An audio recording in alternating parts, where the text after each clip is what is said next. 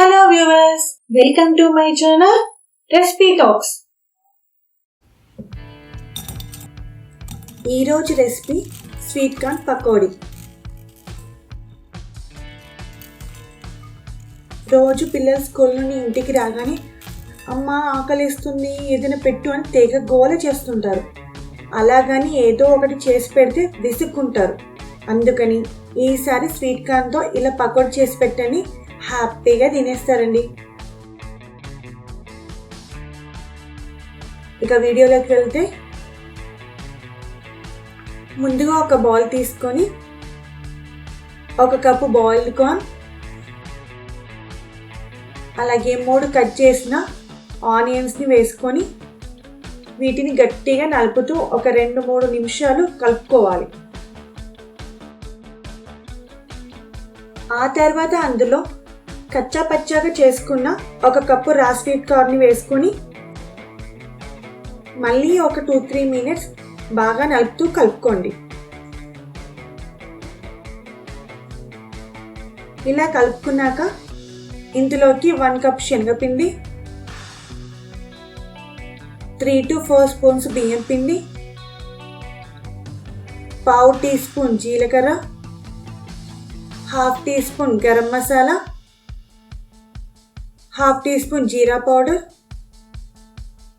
1/2 teaspoon chaat masala, 1/2 teaspoon కారం, రుచికి సరిపడా సాల్ట్ వేసి బాగా నలుపుతూ కలుపుకోవాలి.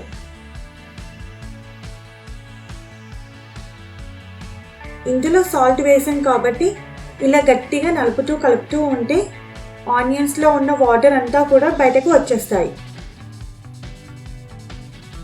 మీరు ఇందులో ఎట్టి పరిస్థితుల్లో వాటర్ వేసి కలపకండి. చాలామంది పకోడీ పిండికి వాటర్ యాడ్ చేసి కలుపుతూ ఉంటారు, కానీ అలా చేస్తే అవి పకోడీలా కాకుండా బజ్జీలా వస్తాయి. సో వాటర్ యాడ్ చేయకండి. చూసారు కదా, ఇలా ఒక 5 మినిట్స్ కలుపుకున్నాక పక్కన పెట్టేసి ఒక డీప్ ఫ్రై బౌల్ తీసుకొని అందులో ఫ్రైకి సరిపడా ఆయిల్ వేసుకోవాలి.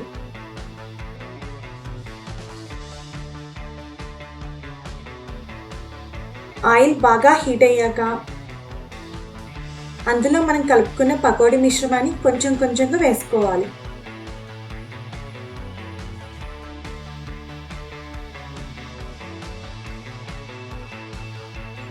పకోడీ ఆయిల్లో వేయగానే టర్న్ చేయకుండా ఒక 2-3 మినిట్స్ తర్వాత టర్న్ చేసుకోవాలి.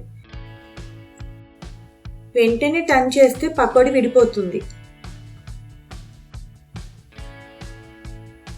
ఇలా గోల్డెన్ బ్రౌన్ కలర్ వచ్చేంత వరకు మీడియం ఫ్లేమ్లో పెట్టుకొని వేయించుకోవాలి.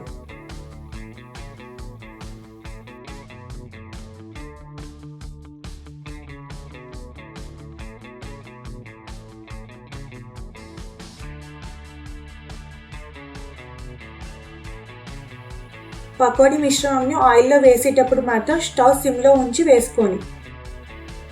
ఆ తర్వాత medium to high flame adjust చేస్తూ డీప్ ఫ్రై చేసుకోవాలి.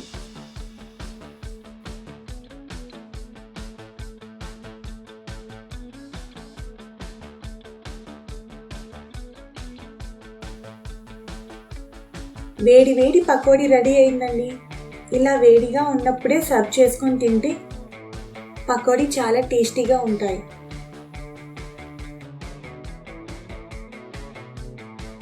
Thank you for watching my videos.